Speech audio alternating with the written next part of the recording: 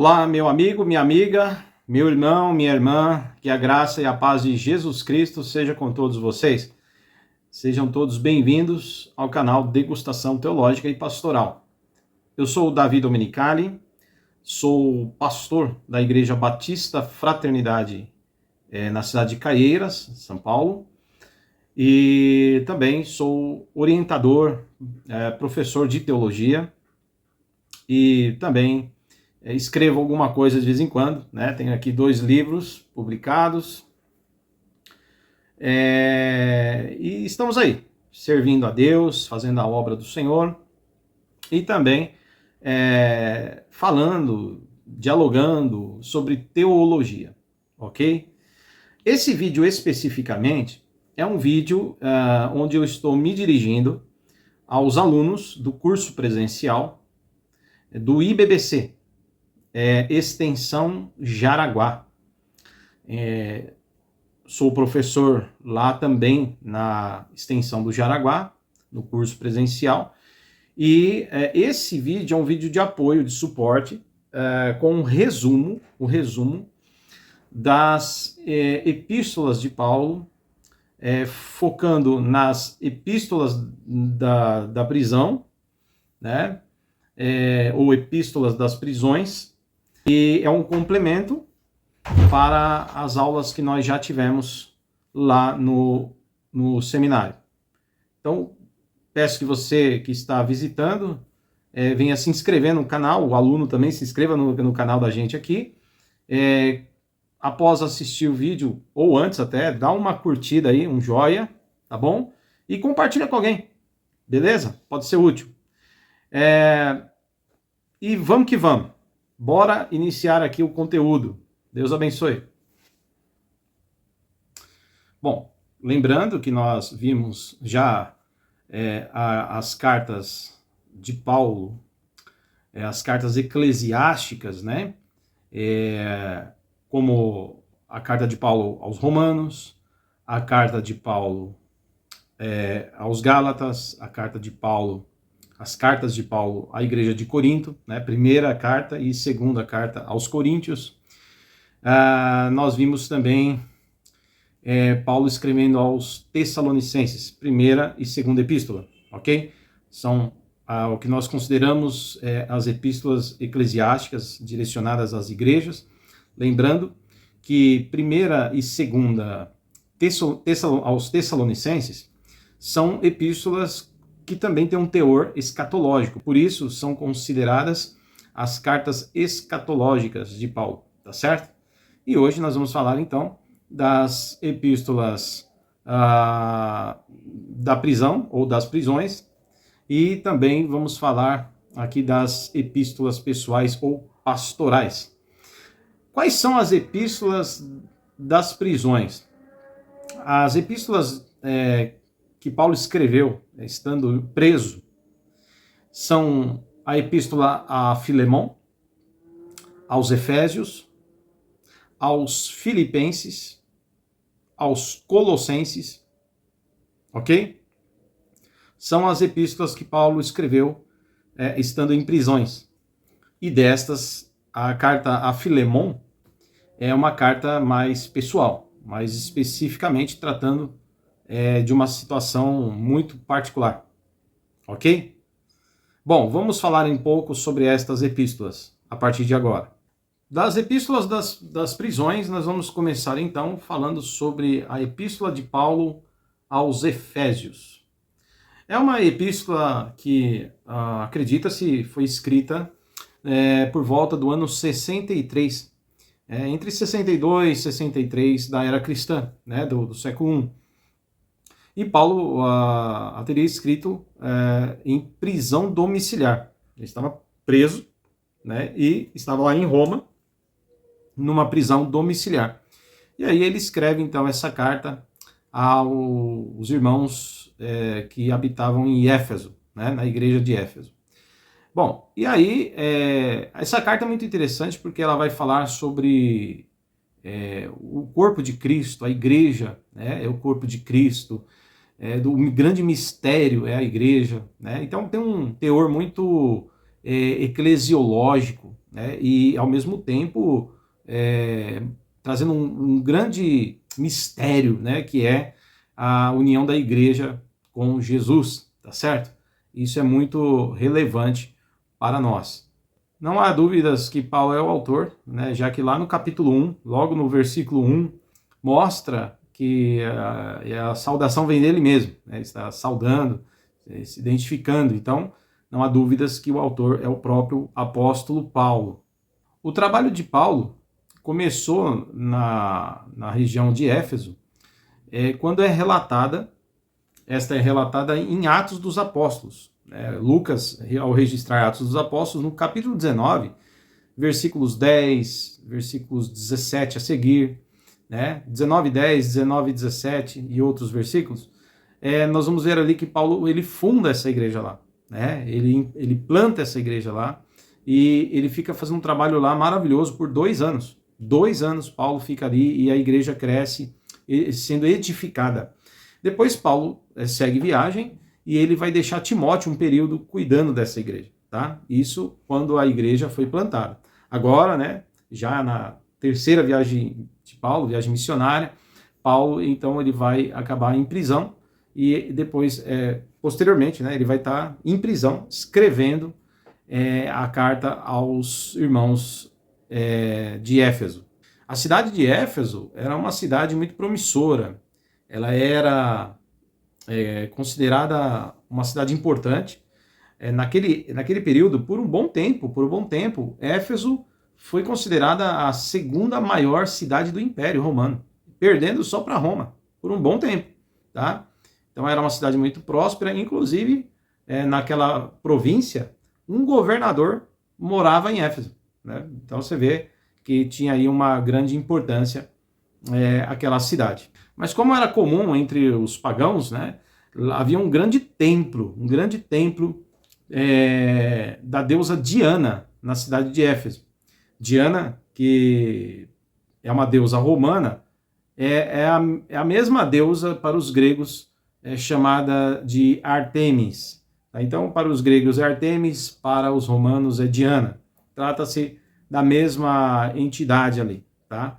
E o pessoal era muito devoto dessa Diana. O seu templo era grande, né? Então havia muitos devotos, né, nesse sistema religioso pagão que eram adeptos ao culto a Diana.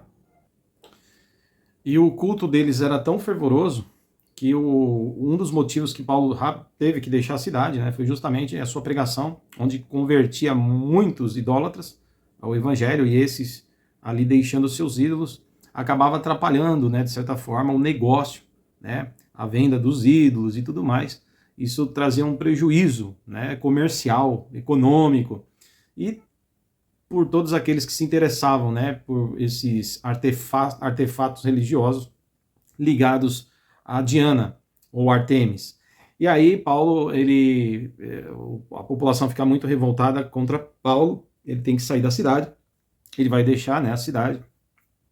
E é óbvio que lá vai estar o Timóteo, que depois também dá andamento, né, no seu ministério, dá seguimento para outros lugares, e a Priscila e a Áquila vão passar por ali também, e dando esse apoio e suporte nessa cidade. Então, é uma cidade que contou com bons pregadores, bons mestres da palavra, e ela é uma igreja, então, que estava crescendo estruturada. Isso é muito importante.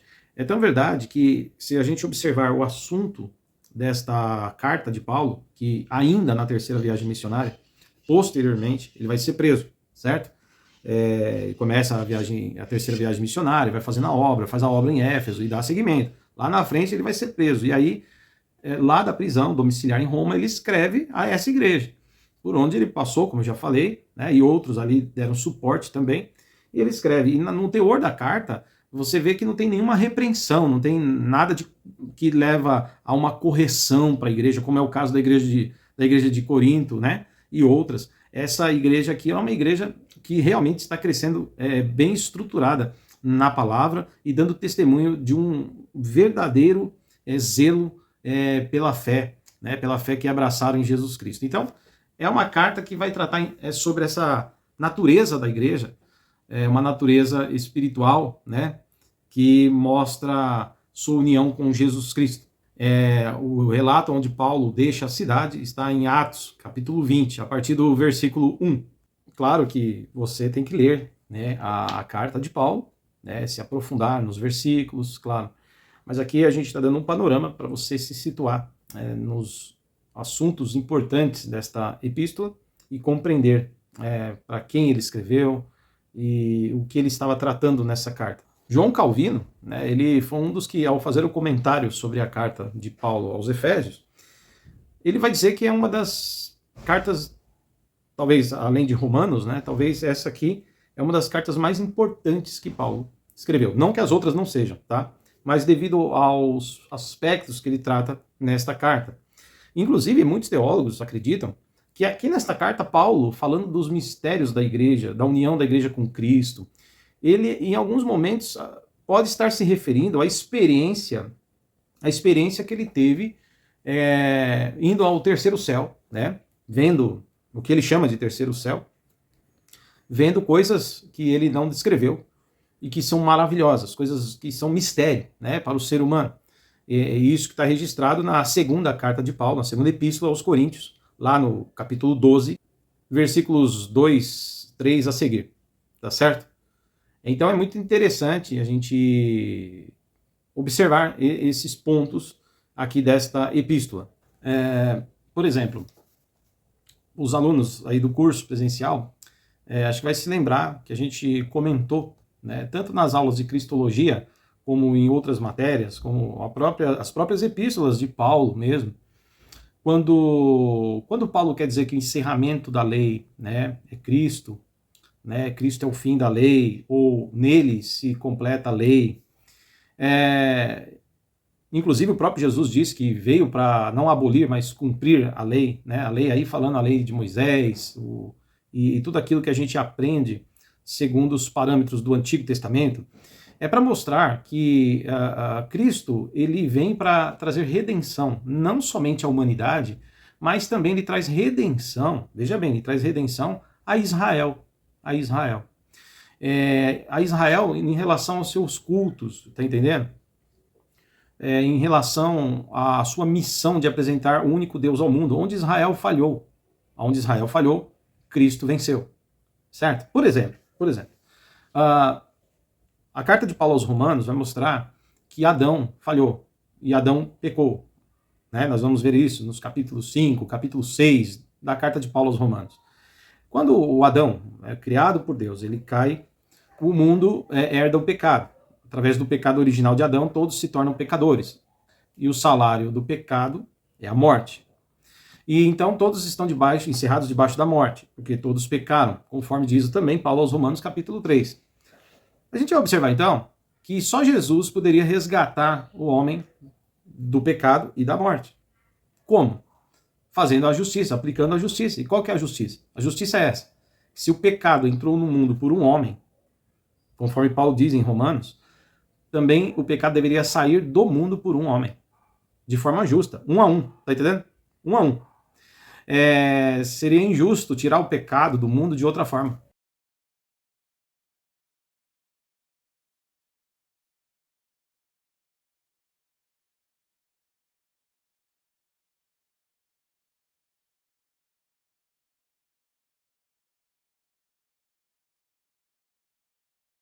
Então Jesus vem ao mundo, a segunda pessoa da Santíssima Trindade, certo?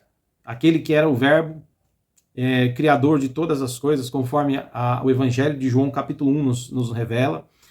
E aí a gente vê essa encarnação de Jesus por ação do Espírito Santo na Virgem Maria, conforme os Evangelhos de Mateus capítulo 1, Lucas capítulo 1. E Jesus então é gerado sem pecado. Por quê? Por que ele é gerado sem pecado? Porque a união do homem com a mulher é que faz com que todos venham nascer no mundo, certo? Só que quando a gente lê Gênesis, no capítulo 3, o pecado entrou no mundo por causa do homem. Lembra da narrativa do Gênesis, da história de Gênesis, capítulo 3? Quando ambos pecam, homem e mulher pecam, o peso do pecado e o pecado entra no mundo por conta da desobediência do homem.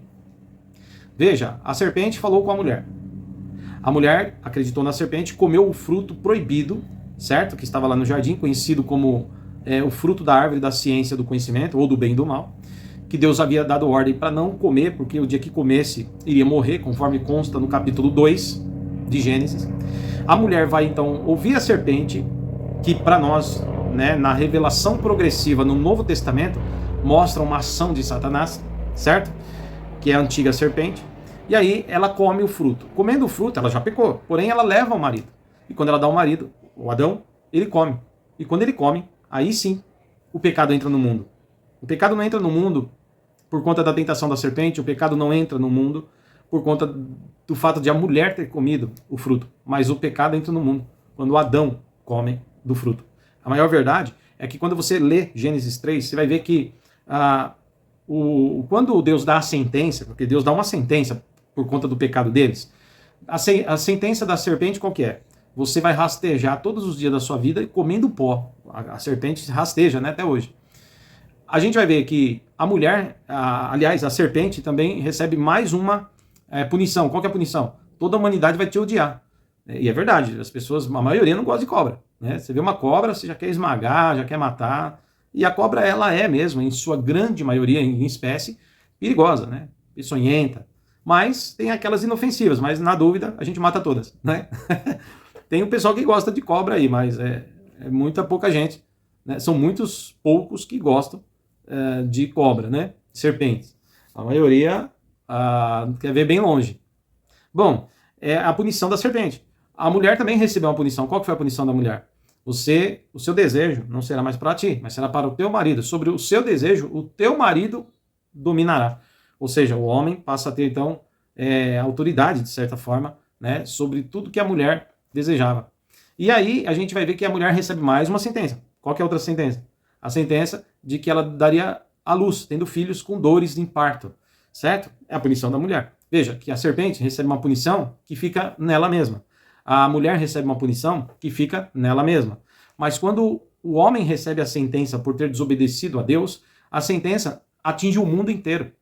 Deus diz assim para Adão, no capítulo 3 de Gênesis: porque você comeu do fruto, maldita é a terra inteira por sua causa.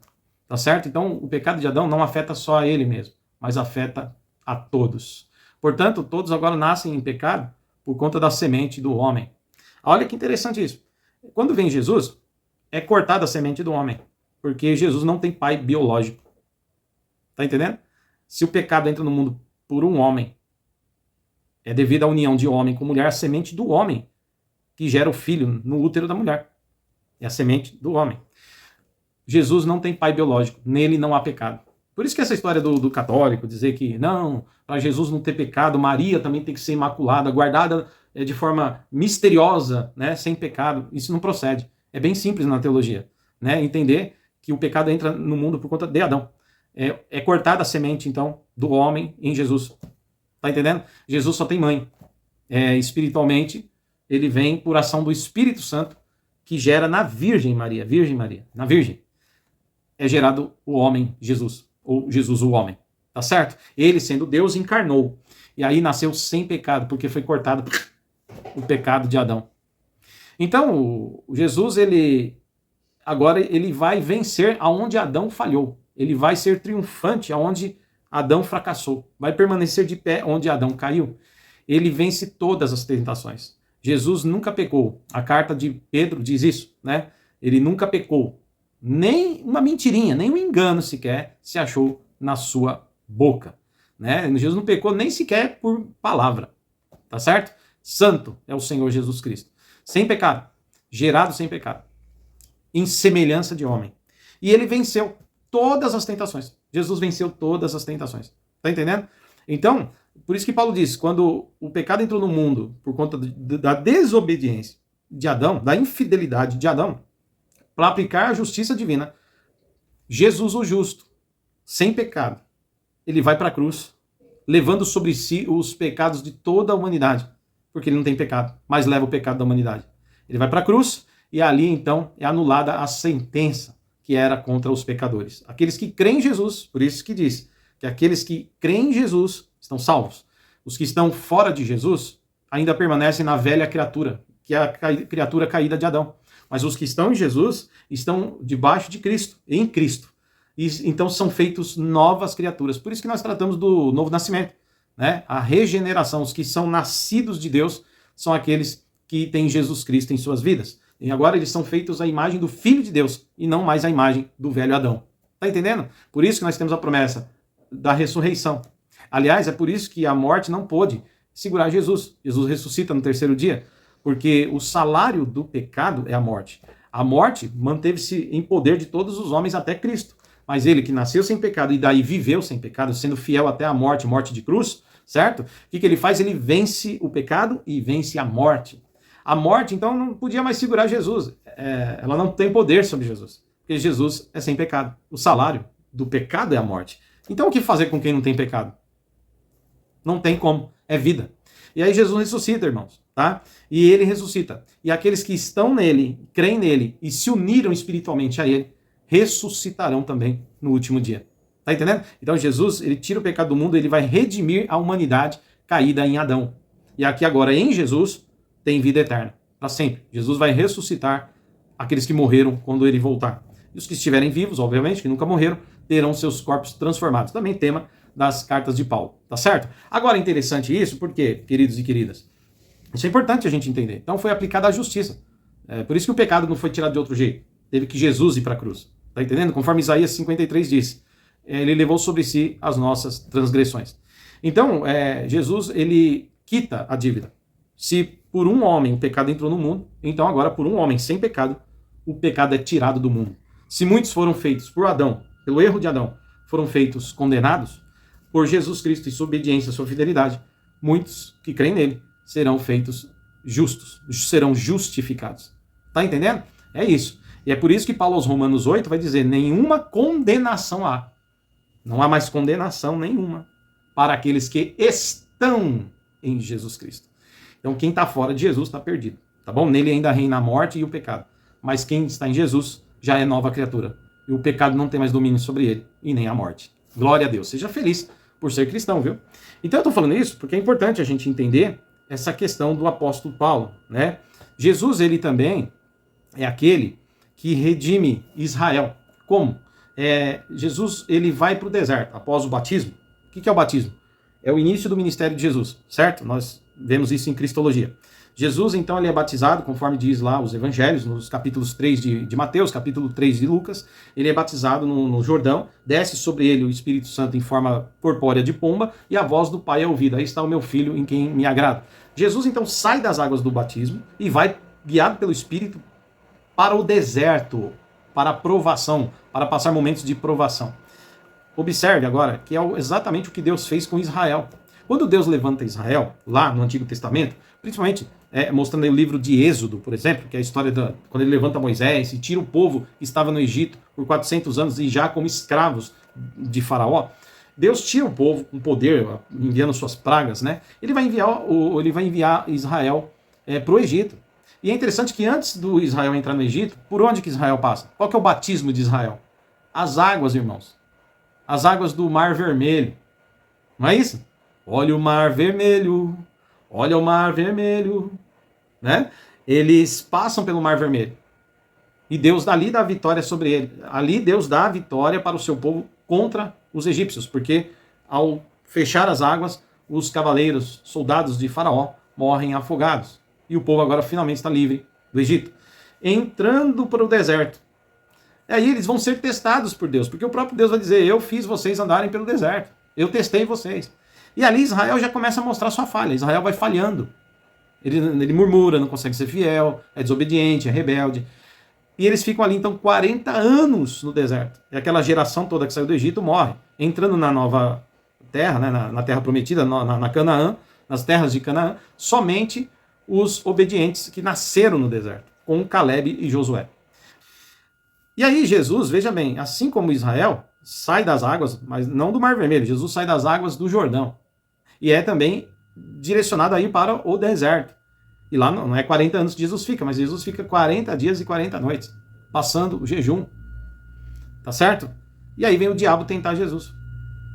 E Jesus vence as tentações do diabo. Aonde Israel caiu, murmurou, Jesus triunfou. Então Jesus vem redimir também Israel, tá certo? E aí vem as leis, que apontavam já para Cristo, lá no Antigo Testamento. Eram sombras do que Deus haveria de fazer em seu Filho Jesus Cristo. Mas vem então as leis, as regras, né, que os homens não conseguiam cumprir, não conseguiam, falhavam o tempo todo. E por falhar nas leis, é-lhe dado um escape. Qual que é o escape? Aos cerimoniais de sacrifício, enviando o quê? Deus então estabelece um tabernáculo.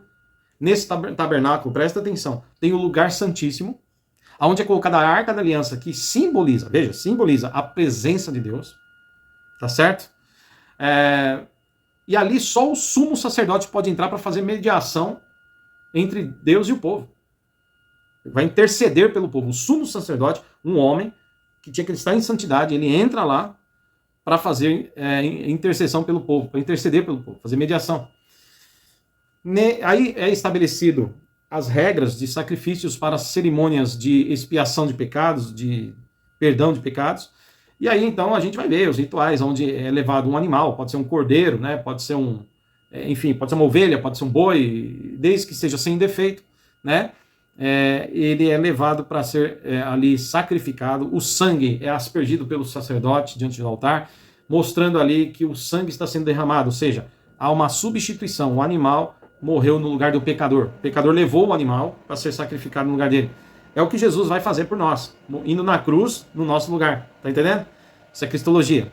E aí a gente vai ver então que, mesmo assim, os sacerdotes eram imperfeitos. Tinham que fazer sacrifícios pelo povo e por eles mesmos. E a gente vai ver então que os animais tinham que estar sempre morrendo, né? Sempre tinha que estar o pecador por conta do seu pecado, tinha que sempre trazer um animal ali. E o sumo sacerdote, só ele, o sumo sacerdote tinha que entrar no lugar santíssimo e fazer as orações em favor do povo. E tinha ali a Arca da Aliança, que representava a presença de Deus no lugar santíssimo. Veja que essas coisas não acabam no Novo Testamento. Elas só são aperfeiçoadas em Cristo. Como, pastor? Como assim, pastor? Veja, Jesus ele redime a velha criatura, que representada por Adão. Agora, a nova criatura está redimida em Jesus. Para ser nova criatura, tem que estar em Cristo. Jesus ele vai mostrar que Israel, como religião, como nação, falhou. Desde lá da saída do Egito, como sua queda no deserto durante as provações. Jesus não, Jesus é fiel, porque ele vence as tentações no deserto, onde Israel não conseguiu vencer. E agora, então, os sacerdotes imperfeitos, com suas falhas, com seus erros, não podem também agradar a Deus de forma plena. Então, Jesus ele entra em cena para definitivamente concluir aquilo que, desde a fundação do mundo, já havia no projeto divino para resgatar o homem de seus pecados. O que é? Jesus, então, ele cumpre toda a lei, certo? Jesus ele vai redimir Adão, ele vai redimir Israel, e agora ele vai mostrar o sacrifício perfeito que agrada a Deus. Jesus, preste atenção, Jesus, ele é oferecido como o Cordeiro. João 1,29 vai dizer, eis o Cordeiro de Deus que tira o pecado do mundo. Jesus agora, ele entra no lugar desses sacrifícios. Jesus é o próprio sacrifício agora, que ele se oferece em favor dos pecadores. Presta atenção, então não precisa mais de nenhum tipo de animal, porque Jesus tomou esse lugar, sendo sacrificado uma única vez na cruz. Ele é o sacrifício perfeito. Nenhum dos outros sacrifícios tinha essa perfeição. Jesus é perfeito. Ele vai para a cruz como sacrifício, substituindo então aqueles animais que morriam e assumindo na cruz o lugar do pecador, ou seja, o nosso lugar. Jesus também agora, ele é o sacerdote. Por quê? Porque era necessário que um sacerdote oferecesse a Deus o animal. Mas Jesus diz, ninguém me oferece, eu me entrego. Está escrito, ele se entregou em favor de nós. Então, Jesus disse, minha vida ninguém tira, eu mesmo a dou. Tá certo? Então Jesus ele se entregou, queridos. Ele é o próprio sacerdote que assume esse lugar dos sacerdotes. E agora ele também é o sumo sacerdote. Por quê? Porque ele entra no lugar santíssimo, tá certo? No lugar do sumo sacerdote. Como assim, pastor? Veja, quando Jesus está sendo crucificado, ele está lá no Gólgota. E aí, quando ele entrega o Espírito ao Pai, ele diz, está consumado, entrega o meu Espírito. Há um terremoto, o céu fica escuro, não é isso? A manifestação da natureza que testemunha ali o Filho de Deus entregando a sua vida por pecadores, algo no mundo espiritual está acontecendo. E lá dentro do templo, veja bem, dentro do templo, no lugar santíssimo, onde só o sumo sacerdote entrava, onde tinha a presença de Deus, o véu, havia um véu que separava, ninguém podia entrar lá, ali era isolado com um véu, um pano, uma cortina enorme, gente, enorme e grossa. Ninguém entrava lá dentro, só o sumo sacerdote. Aquilo ali é rasgado, a mão de Deus rasga, a mão invisível de Deus rasga, de cima para baixo, dizendo que é Deus que está fazendo isso, do alto para baixo, tá certo? E aí, queridos, é rasgado, aquele véu é rasgado no meio. Significa o quê? Que agora Deus está dizendo, não é mais ali o lugar santíssimo, não é mais aí, esse lugar acabou. Aonde é agora o lugar santíssimo? É onde o sumo sacerdote está. E aonde que o sumo sacerdote está? Romanos, capítulo 8, versículo 34. O apóstolo Paulo vai dizer que Jesus agora está no santuário. Aonde? Nos céus, irmãos. Nos céus dos céus. Está entendendo? Aonde Paulo esteve, talvez? No céu dos céus, conforme Coríntios 12. Segunda carta de Paulo aos Coríntios, capítulo 12. Será que é lá? Esse céu dos céus, onde Jesus está agora? Porque Romanos 8, 34 está dizendo que agora ele está à direita de Deus. Ele está à direita do Pai, intercedendo por nós. Tá entendendo? Então Jesus continua, aquela questão ele cumpre. Não é que foi anulado, não, é que Jesus realizou isso. Então ele agora é o sacrifício perfeito. Ele é o sacerdote que se entregou a si mesmo. Ele também é o sumo sacerdote que está no lugar santíssimo, que agora não é mais dentro de um templo feito por mãos de homens, mas é na onde Deus está, e o Filho de Deus está à sua direita, fazendo mediação entre Deus e nós. Você ainda precisa do mediador. Você sabia que não acabou? Pastor, não acabou o processo de mediação? Não acabou.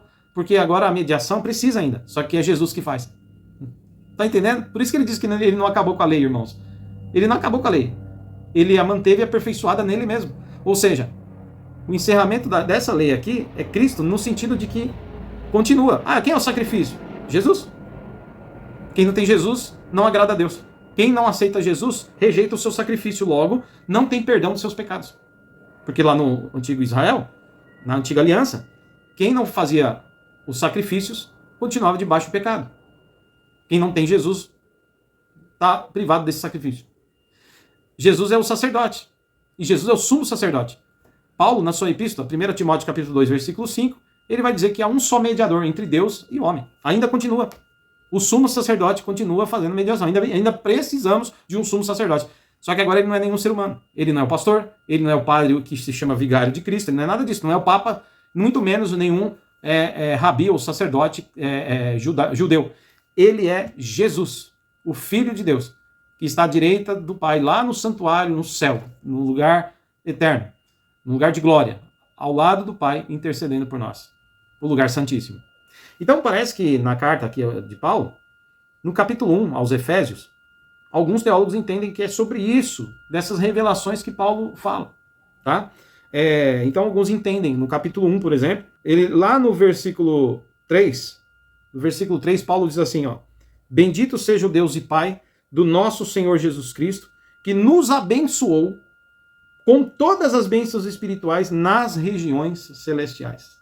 O que ele viu? Será que quando ele foi para o terceiro céu, ele viu Jesus à direita do Pai intercedendo por nós? Será que ele viu isso? Olha. E daí, se você ler o capítulo 1 todo, ele vai falando que Jesus fez.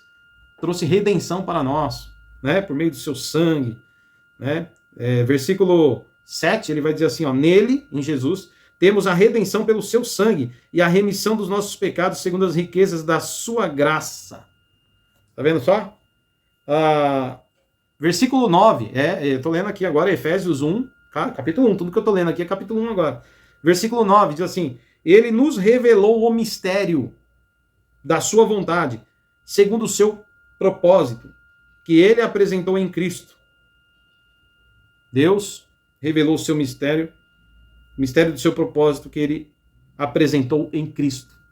Então, aqui, parece que Paulo fala de coisas poderosas, né? Como se ele tivesse aqui tido essa revelação, né?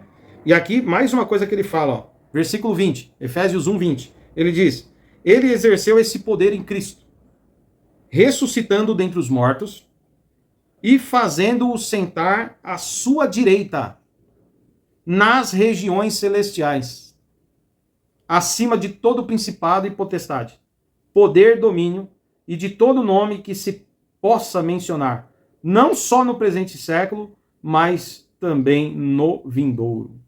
E sujeitou todas as coisas debaixo dos pés de Cristo, e para ser o cabeça sobre todas as coisas, o deu à igreja, o qual é o seu corpo, a plenitude daqueles que em tudo enche em todas as coisas. Então, aqui ele vai falar, né? Exerceu o poder em Cristo, ressuscitando dentre os mortos, versículo 20, eu estou lendo aqui, fazendo sentar à sua direita, a direita de Deus, nas regiões celestiais. Será que foi isso que Paulo viu? Será que essa é a bênção que ele decreta das regiões celestiais? Bom, então é isso, tá? É muito interessante o teor dessa carta, então por isso que muitos teólogos entendem que o capítulo 1 tem alguma relação com o que Paulo viu nas regiões celestiais, porque ele menciona muito aqui as regiões celestiais e as revelações do mistério, tá? É muito interessante, talvez tenha um link aí com a sua segunda epístola aos Coríntios. Bom, mas é isso. E aí, para encerrar, tá? Paulo ele vai falar da igreja, que é corpo de Cristo. Tá? Então, o poder da mensagem aqui de Paulo, a igreja é corpo de Cristo. Tá certo? Corpo de Cristo. E aqui, ele vai tratar de pelo menos 3 coisas que eu acho que é importante você anotar aí, tá? Quando ele usa aqui, Paulo ele usa aqui metáforas, né? Figura de linguagem, mas que trata para um entendimento, né? Para trazer clareza ao nosso entendimento do que é Cristo para a igreja.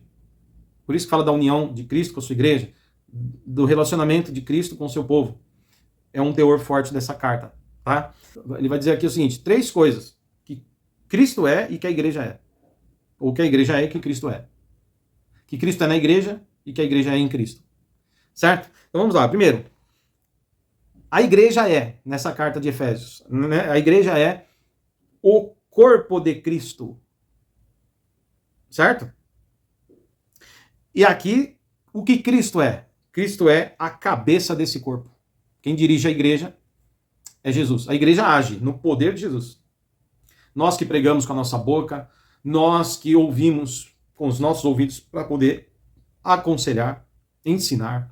Somos nós que estendemos as mãos para abençoar e somos nós que com os nossos pés levamos o evangelho em ações missionárias e de evangelização. Nós somos o corpo de Cristo aqui na terra. Certo? E Cristo a cabeça, ou seja, o que nos dirige, que nos comanda, que exerce autoridade sobre nós, igreja. Beleza? Então, isso está, você pode olhar aí no capítulo 1 de Efésios, versículo 23, também você pode olhar no capítulo 5, versículo 23. Essas dois pontos aí que eu falei sobre corpo de Cristo, a igreja, né? E Cristo, cabeça desse corpo. Tá certo? Bom, a gente vai ver também o que ele fala aqui nessa carta que a igreja é.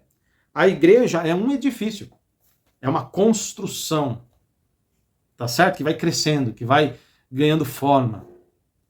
Mas todo edifício precisa de uma pedra fundamental, onde toda a base é levantada em cima dela, estruturada sobre ela. Jesus é esta pedra fundamental. A igreja é o edifício e a pedra sobre qual a igreja está edificada é o Cristo. E isso está no capítulo 2, versículo 20 e 21 a seguir. Tá certo? Você pode olhar aí na sua Bíblia. E aqui na carta de Paulo aos Efésios, ele diz também o seguinte, a igreja é a esposa de Cristo, a noiva de Cristo, certo?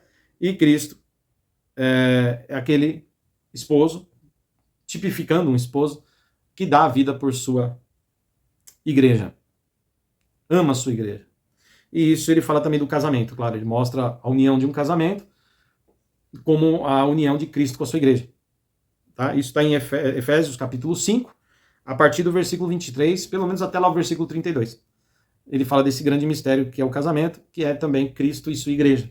Por que isso? Porque não existe nada mais íntimo que um casamento. No casamento que a gente abre as intimidades, marido e mulher estão nus diante um do outro, se relacionam, tornam-se uma só carne, não é isso? É uma união entre homem e mulher no casamento. E aí Paulo vai dizer que essa reunião, essa união profunda do casamento, ela pode representar muito bem o que deve ser a nossa união com o Senhor, no sentido espiritual, obviamente, né? No sentido não literal de corpos, mas espiritual, de intimidade, aonde nós nos relacionamos, a igreja se relaciona com Cristo na sua intimidade, e que Cristo nos conhece, nós conhecemos a Cristo, e que a vontade de Cristo nós obedecemos e seguimos Ele. E Ele que nos abençoa, deu sua vida por nós, é Ele que nos ajuda, é Ele que nos ama, tá certo? Assim como o marido deve amar sua esposa. Bom, e é isso. E assim, creio que, de modo geral, a primeira epístola das prisões é essa aqui de Efésios que nós tratamos, tá? Nós tratamos aqui a epístola aos Efésios, uma das cartas das prisões. No próximo vídeo, nós vamos falar das outras cartas da prisão. Lembrando que eu falei que as cartas da prisão são Efésios, Colossenses, certo? Filipenses e Filemon. Falei de 4. Mas preciso fazer uma observação, porque a segunda epístola de Paulo a Timóteo, a segunda carta de Paulo a Timóteo também é escrita da prisão, tá? Mas eu não citei ela aqui no início do vídeo, porque eu vou tratá-la num outro vídeo especificamente falando das cartas pastorais, ou cartas pessoais, que trata-se de Tito e 1ª e 2ª Timóteo, tá bom? É isso. Pessoal, então estudamos aqui o panorama da carta de Paulo aos Efésios, certo? E nós vamos fazendo alguns links, né, com Romanos, Coríntios, né, abordando alguns temas do Evangelho para entender a redenção de Cristo para com o seu povo. E no próximo vídeo nós vamos falar também de Filemon, Filipenses e Colossenses, se Deus quiser. Deus abençoe. Até a próxima. Aos alunos do IBBC, seguindo em frente no estudo bíblico. E nós estamos aqui no IBBC Jaraguá, porque aqui a gente estuda teologia. Vem você também. Valeu!